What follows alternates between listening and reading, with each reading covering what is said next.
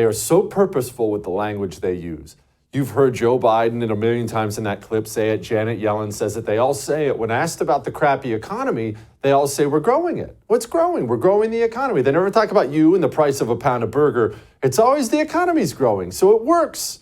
Deceitful and horrible? Yeah, but effective. Joining me now, CEO of American Majority, my friend Ned Ryan. Ned, okay, the economy's not good. They're, of course, lying about that. They lie to people's faces about it, that the economy is not good.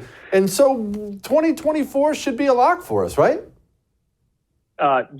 No, Jesse. And the sad part is I think a lot of times Republicans think, well, we've got all the right policy ideas. There is a massive separation between Republican policies and Republican politics and actually linking the two to be successful.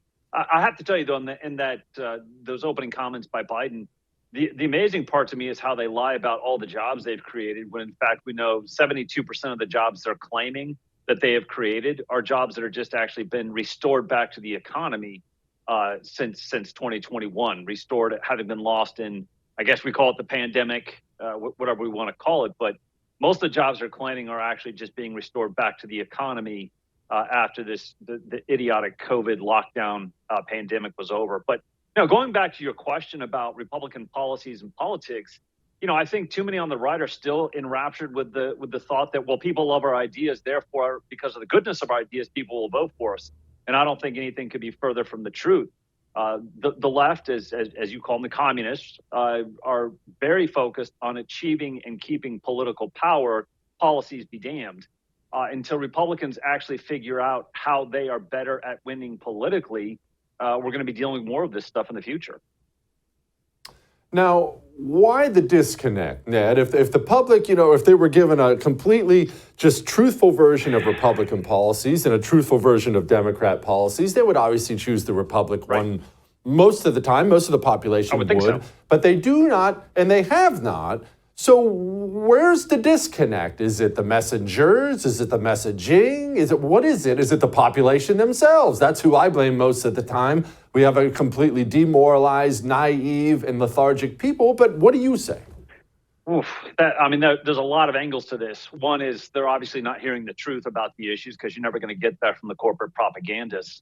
But the thing about the left that I admire, and you and I both admire the left in some ways because of how they go about basically lying and then doing it in such a way there's absolutely no qualms, no conscience. But actually, one of the things I admire most about them, Jesse, is how they focus everything on what they do with their nonprofits and all their different organizations to achieve political power. And too many on the right, we put money into think tanks, we put money into all these things that have nothing to do with achieving and keeping political power. And until we actually figure out how we use our nonprofit money better in actually equipping people and doing voter registration, you can even do some absentee ballot generation with C3 and C4 money. Until we actually figure out that we need to be focusing a lot of our nonprofit money on that, I think we're going to continue to lose. And the sad part is too, Jesse, sure, we need TV ads, but at a certain point, there's the law of diminishing returns on TV ads. We've got to figure out where to best use our money strategically, how we invest it in elections. And quite frankly, I think we've done a very poor job of that in recent times.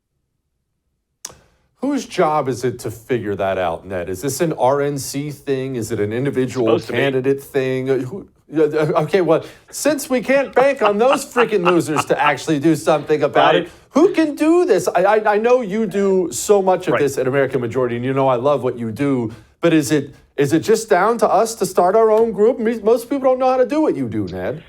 So there are a couple things, Jesse. First of all, it's a safe assumption to assume that the RNC is not going to do the right thing. It is, quite frankly, an organization of losers. And I'm saying that because they've won nothing while Ronald Romney McDaniel's been the head of the RNC.